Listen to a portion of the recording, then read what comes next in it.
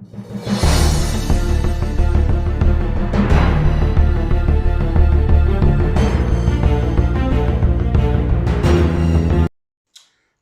afternoon, keepers of the cash. Gary V, the casual comic guy here, and I am here with a Savage Sword of Conan haul. So I picked up quite a few. This is the new chase, now that I've completed Conan the Barbarian and Conan the King. So my next Conan project right here. I already got number 1 out at CGC. It's taken like 6 months, so it's still in received status, so it's not even in grading yet. So we'll see when that happens. Alright, so plus been doing a little Conan reading on the side. Let's get into these books though. This is a great Savage Sword haul, at least in my opinion.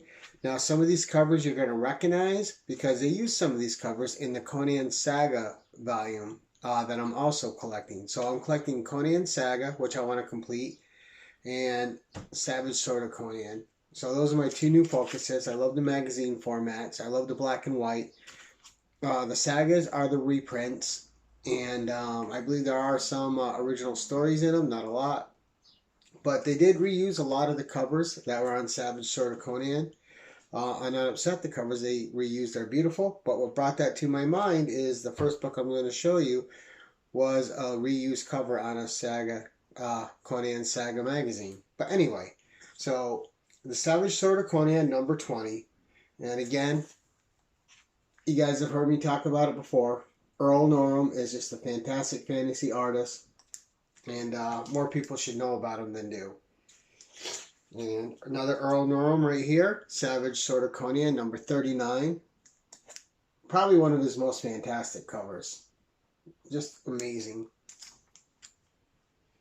And of course, Thoth Amon, you can't go wrong. Alright, Bob Larkin cover. Look at that baby. And just Conan in general has always had some of the best covers in my opinion. I just love them. Alright, Nestor Redondo cover, and this is Savage Sword of Conan number 48. Gotta love a giant monster. Okay, another Earl Norham cover, Savage Sword of Conan number 58.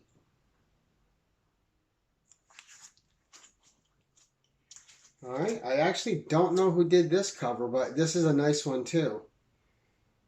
But here we go. Savage Sword of Conan number 59.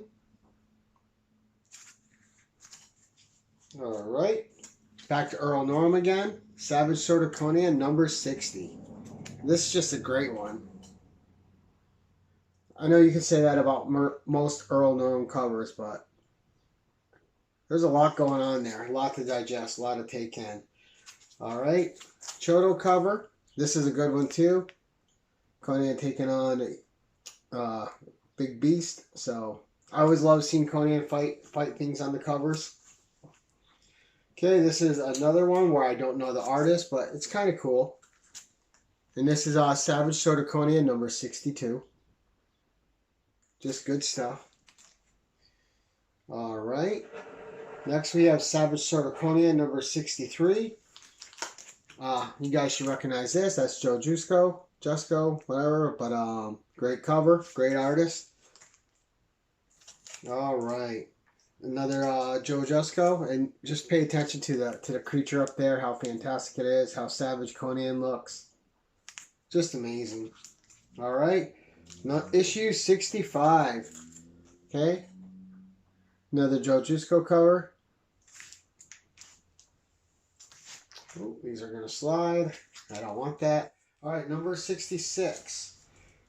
I know who did this cover, and I cannot remember his name right now. So, my apologies. Alright. So, let's see. Conan the Barbarian, number 67. Another artist I'm not familiar with. Still a cool cover. Alright, number 68. Nice little battle cover there. Of course, in a temple in ruins. This is the show after. Alright. Number 69. Another Jusko. Gotta love the red background. Just amazing. Okay, this is another Choto.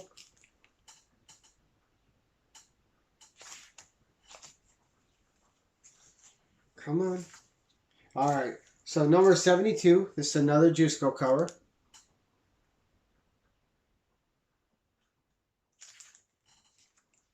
Alright, number 73. Another Choto cover. And whenever you see Conan fighting a giant snake, it's just great. Just a great scene. And that's what I love about these old covers, right? It's not just people posing on the covers and like portrait poses, which they seem to like a lot these days. And there's nothing wrong with those covers. A lot of them are absolutely gorgeous. But I do prefer the old covers with the action, something pertaining to what's inside the book. They're just amazing to me. Alright, number 74. Another Jusco cover. Again, in action. Just battling. Alright, number 75. Another Earl Norham. I mean, these talents like Jusco, Norham, Ken Kelly, Frazetta, all these guys were just ruling it back then. Alright, so now we have another Earl Norham, and this is another one of my favorites of his. You always gotta, I don't know why, I have a soft spot for like Yetis and Abominable Snowmen. I just think they're great creatures. Just awesome fantasy creatures, and it's always fun when they're in a book. Alright, another Choto cover. This is issue 79. Alright, just 3 more books to go. This is issue 89, Bob Larkin. And this cover I think was on a saga as well. A lot of these have been reused. Alright, and finally, issue 97. Let me see if I don't know this artist. Oh well. It's alright, this is a good one though. Alright, and then finally, I picked up Epic Magazine. And I can't, I just posted it with the artist's name, but I can't remember off the top of my head now.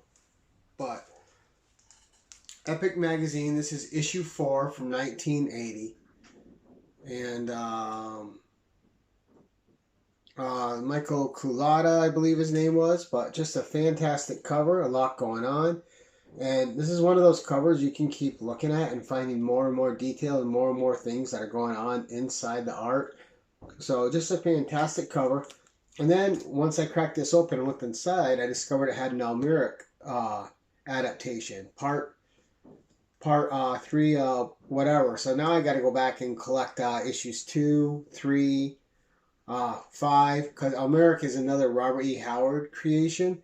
It was one story, and it was one amazing story.